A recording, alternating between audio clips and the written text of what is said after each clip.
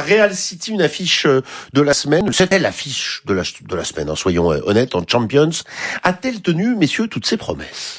Disons qu'il y a une équipe qui a été ô combien intéressante, je parle de Manchester City, je pense qu'on l'aura compris, et une autre qui l'a été par séquence, notamment en début de partie, le Real.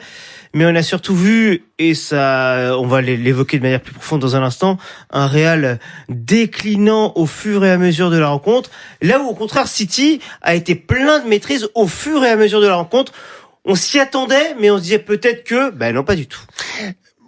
Moi, je répondrais pas si sûr à cette question sur le fait qu'elle ait tenu toutes ses promesses dans une semaine globalement, on peut le dire, tristounette dans celle que l'on appelle l'arène des compétitions de clubs. La veille, Inter-Liverpool avait fait plutôt pchit, et donc on a l'impression, Yoro, hier, qu'il y a eu une mi-temps à peu près sympa, puis qu'après on a ronronné, non ? Oui, mais bon, City déjà été trop fort, je crois, pour le Real Madrid d'hier. En tout cas, sur ce match, ils n'ont pas existé. Ils ont utilisé 15 minutes tout au plus. Après, City n'a pas forcé. Même à un moment, il y avait, pour moi, c'était une possession défensive, faire tourner le ballon pour ne pas forcer trop, parce qu'il y a énormément de matchs qui attendent cette équipe de City. Ils sont pas encore leaders dans leur championnat en Première Ligue. Et je crois que chasser Arsenal fait partie de leur objectif. Ils n'ont pas été champions la saison dernière. Donc, ils n'ont pas eu à forcer leur talent face à un Real Madrid inquiétant. Qu'est-ce que ça dit du Real, Patrick Juillard ? On va faire un focus, ce Real qui nous semble là vraiment quand même malade. Ouais, pour moi, c'est une équipe qui est en plein déclassement, le Real Madrid. C'est une équipe qui est en train de s'affaisser petit à petit, comme ces vieux immeubles qui s'affaissent sous le poids de l'humidité, de l'érosion, de l'usure. Et là, c'est un petit peu ça. C'est un building magnifique qui est en train de se décrépir sous nos yeux. Et ça, c'est la faute en partie, parce je sais pas si on doit déjà parler de Xabi Alonso. Non, mais on va y venir. Là, c'est un avis général. Moi, mon avis, c'est que en fait, c'est pas une équipe. On peut mettre tous les attaquants qu'on veut. Si la colonne vertébrale est aussi déficiente, et aussi défaillante, et aussi insuffisante en talent et en qualité, je parle de défense centrale et du cœur du jeu, de l'entrejeu. On peut faire tout ce qu'on veut, faire tous les débats qu'on veut sur Mbappé, Bellingham et tout. Rien n'est possible. Si on compare à l'époque de Sergio Ramos, Toni Kroos et Modric, qui étaient peut-être parmi les 3-4 meilleurs milieux de terrain du monde, et Ramos parmi les 3-4 meilleurs défenseurs, tous ces gens-là sont partis et n'ont pas été vraiment remplacés comme il se doit. Il y a plus d'équipe, c'est tout. Le football, c'est relativement simple. Aujourd'hui, dans cette colonne, on a l'impression qu'il n'y a que Thibaut Courtois au final, et Kylian Mbappé lorsqu'il est là. Évidemment, entre les deux, il y a un grand trou. Et c'est bien le problème. Mais ce discours que Patrick a juste titre, on pourrait presque, et on l'a eu au final la saison dernière. C'était pas le même coach. Ouais. On évoquera d'ailleurs Xabi Alonso encore une fois dans un instant, mais au final, ces défaillances-là, trop d'individualité et des joueurs qui individuellement sont très bons, mais le collectif avec des joueurs vieillissants, Modric qui évidemment n'était plus le Modric d'avant et tant d'autres, au final, on a l'impression que ce discours, on l'a allé apprendre. Il y a eu des moments où ça a fonctionné, bien qu'il y avait des individualités, les années où même le Real gagnait avec des champions, mais il y avait des individualités qui était tellement forte, arriver à surpasser tout le monde. Benzema était individuel, mais savait être collectif quand il le fallait. Par exemple, c'est l'exemple qui me vient à l'esprit.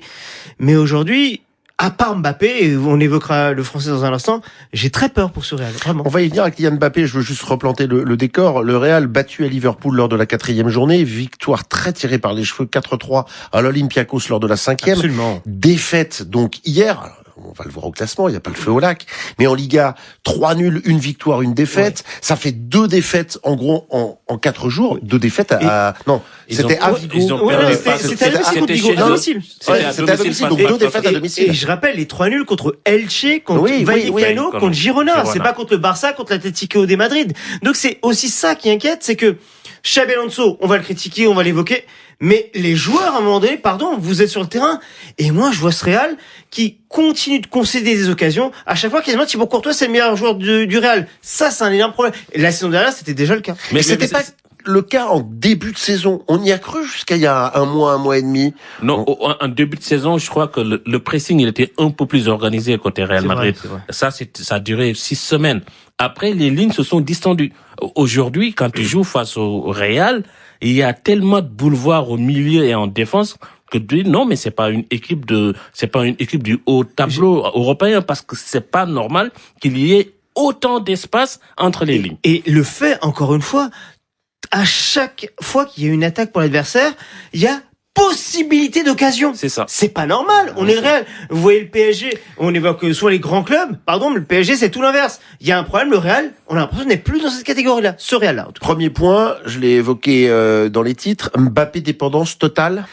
Ah non, je me permets juste de me faire une Rémi Ngono, qui sera là ce vendredi quand il évoque les stats. Proverbe. Non, je vais dommage. juste faire une stat. Qui Mais une vraie stat, pas un truc frelaté d'il y a 20 ans. Comment vous y allez 25 non, buts toutes compétitions confondues pour Mbappé depuis le début de la saison. Le deuxième meilleur buteur du Real, c'est Vinicius avec 5 buts.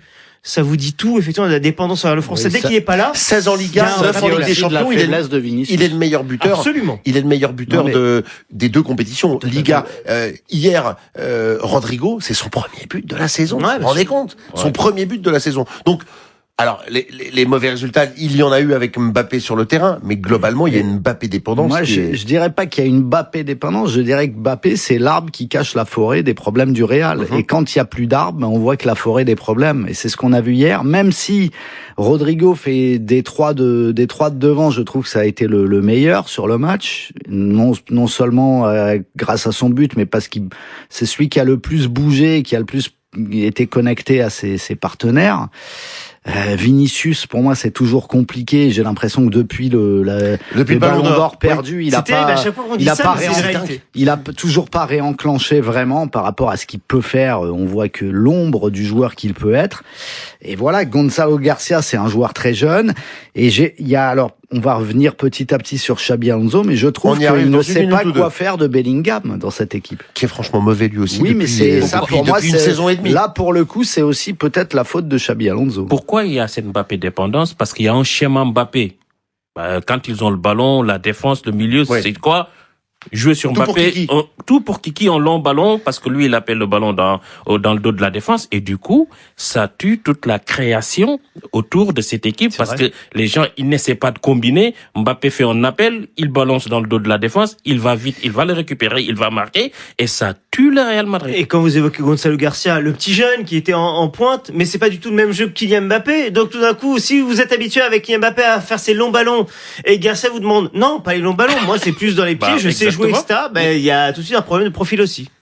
Bon, alors, quid de Xabi Alonso avant que vous vous lanciez, parce que je sens que vous êtes prêt à bondir pour savoir, la question c'est, passera-t-il Noël au Real ou pas? Selon As, il aurait 3 matchs pour redresser la barre, sinon c'est la porte. Ça nous amène à Noël, ça, 3 matchs? Oui. On sait pas, parce que nous, à partir du 21 décembre, on est en Cannes. Donc on sait pas ce qui se passera ailleurs. Je vous sens bien en Cannes, d'ailleurs, Olivier. Je rappelle qu'il y a la Super Coupe d'Espagne, début janvier, la fameuse demi-finale, puis la finale, qui aura lieu à Jeddah, en Arabie Saoudite, avec une finale potentiellement face au Barça, puisque il y a Bilbao et l'Atlético d'un côté et de l'autre. Donc c'est peut-être là que se décidera l'avenir de Xabi Alonso. En tout cas, en zone d'interview, ce qu'on appelle nous dans le métier la zone mixte, hier après le match à Bernabéu, Thibaut Courtois nous dit que l'équipe est unie derrière son entraîneur. Nous avons démontré que nous formons une équipe soudée, que nous soutenons notre entraîneur et que tout le monde se bat pour changer cette dynamique. Nous allons continuer sur cette idée et bien terminer cette année 2025, puis revenir en force en 2026. La série de matchs n'a pas été bonne. Quand on n'a que 2 victoires en 8 matchs, ça n'est pas bon. Mais aujourd'hui, l'équipe a démontré qu'elle soutenait son entraîneur. Nous avons réagi, les joueurs ont tout donné et nous avons finalement perdu contre un bon adversaire. Nous avons bien défendu, bien attaqué, créé des occasions. Le ballon ne voulait pas rentrer. La dernière passe, le tir qui est passé à côté. Nous avons montré comment nous devons jouer avec de l'intensité, avec engagement collectif. Je pense que nous avions tout cela aujourd'hui. Thibaut Courtois au micro de Pierre Chaperon. Il nous prend pour des trompettes, non? Oui, un petit peu. Ils ont tout bien quoi. fait, mais en fait, maintenant, c'est la faute du ballon, quoi. Mais là, le ballon ne veut pas passer la ligne. Ouais, et puis le discours de Thibaut Courtois, c'est un peu la pensée magique. Effectivement, oui, si seulement on avait eu de la chance, on aurait gagné. Mais en fait, pour moi, c'est même pas. Juste, il dit pas même les arbitres sont contre nous maintenant. Parce qu'on parle de est-ce que le vestiaire aurait pas lâché ou partiellement lâché l'entraîneur. Oui, ça c'est une chose. Ça la question. Mais sur le terrain, j'ai même pas trouvé que l'état d'esprit était franchement absent. J'ai surtout trouvé que c'était dans la création, dans la construction, que c'était indigne d'une équipe du standing du Real Madrid. C'est-à-dire, on m'aurait dit que c'était le 6e ou le 7e de Liga, j'aurais dit ok, ça peut être le Celta Vigo. C'était pas meilleur que ça en fait. Et vu les joueurs alignés, c'est quand même un peu problématique. Et puis, moi, d'une part, je trouve que l'effectif s'est appauvri avec le temps et n'a pas été, cet appauvrissement n'a pas été compensé. Et ensuite, il y a des supposés leaders, des tauliers supposés de cette équipe, qui individuellement ont été catastrophiques. Rudiger, évidemment, il coûte un penalty et un but. Donc 2 buts. Oui, et puis je suis désolé pour ces joueurs que j'aime bien, mais Tchouaméni, dans l'apport, dans la construction, c'est un peu limité, quoi. Mais alors tout ça, c'est la faute de Xavi? Moi, je dirais pas que c'est sa faute, parce que le Real ne gagnait pas. Il y a 1 an, il n'était pas là. Oui. Xavi Alonso est un jeune entraîneur. Moi, je me souviens avoir lu Carlo Ancelotti à ses débuts. Il arrive à Parme, le président lui dit, je t'amène Baggio qui est en échec à l'Inter Milan. Il dit, ah bah non, moi je le veux pas. On lui dit pourquoi? Il dit, parce que moi j'ai toujours joué en 4-4-2, je viens de commencer. Au Milan, c'était 4-4-2 quand j'étais joueur. J'ai pas besoin de numéro 10. Je sais pas où l'insérer dans mon système.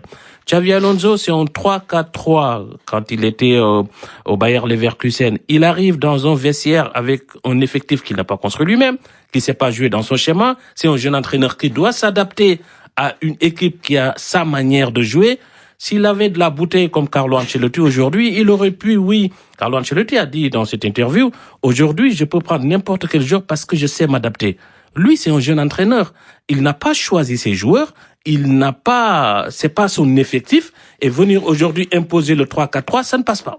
Oui, surtout qu'on n'a pas beaucoup de temps en général au Real. Absolument. Et c'est là, d'ailleurs, on se dit que le Real, c'est presque un monolithe qu'on ne bouge pas aussi facilement et on se doit, Yoro disait, de s'adapter. Je prends exemple Ancelotti, Zidane, qui était pas forcément connu pour être les plus grands tacticiens, mais on parle souvent de managers, de personnes qui savent gérer les égos, les hommes.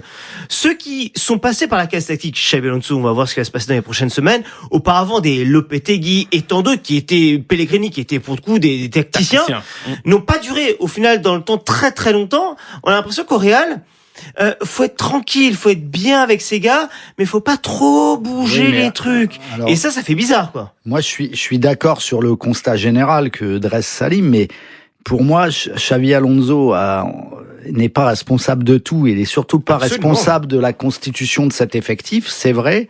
Mais par contre, moi, je ne comprends pas ce qu'il veut faire de certains joueurs. Je comprends pas depuis le début ce qu'il veut faire de Bellingham. En début de saison, c'était plutôt... Qui lui-même a l'air de ne pas tout à fait comprendre ce qu'il fait sur le terrain. Donc la connexion forte en début de saison, c'était Güler-Mbappé. C'est devenu, maintenant, il a remis Bellingham dans le jeu, mais on sait pas trop ce qu'il veut en faire. Est-ce que c'est un milieu dans un milieu à 3? Est-ce que c'est un meneur? Est-ce que c'est un trequartista, un joueur derrière les attaquants, comme on dit en Italie? Donc on ne sait pas vraiment. Et lui-même, je pense qu'il sait pas non plus, Bellingham. Et à la fin, je pense que c'est pas bon pour toute l'équipe. Parce que s'il y a bien un joueur qui a encore, à mon avis, les tripes et le standing qui est nécessaire pour tirer le Real vers le haut, c'est lui. Au-delà de Mbappé, qui est évidemment le buteur hors pair qui est nécessaire, mais qui ne peut pas tout faire tout seul. Je trouve qu'il l'utilise mal et ça me pose des questions sur Xabi Alonso. En fait, manager Leverkusen, c'est pas manager le Real Madrid, quoi. C'est deux métiers différents. Je ne dédouane pas Xabi Alonso non plus, hein. Vous avez raison d'évoquer sa responsabilité. C'est vrai qu'il y a certains joueurs, je pense à Rodrigo aussi. Rodrigo, on a l'impression que c'est devenu un zéro en quelques mois, alors que c'était un joueur important la saison dernière. Il a été premier but de la saison hier. C'est ça. Et au final, il y a une gestion doublée, et ça c'est de la malchance ou pas d'ailleurs, c'est la saison dernière déjà on l'avait, le nombre de blessures quand même, clé aussi, Huysen qui était pas, Trent Alexander-Arnold, Rudiger qui est pas à 100% et d'autres. Enfin, vous avez tout un Salvi Gondi qui se mélange là entre des attitudes de la saison dernière, des joueurs moindres, des blessés, un effectif qui répond pas aux demandes de Xabi Alonso, et ça vous donne un Real déclinant. Bon, et City alors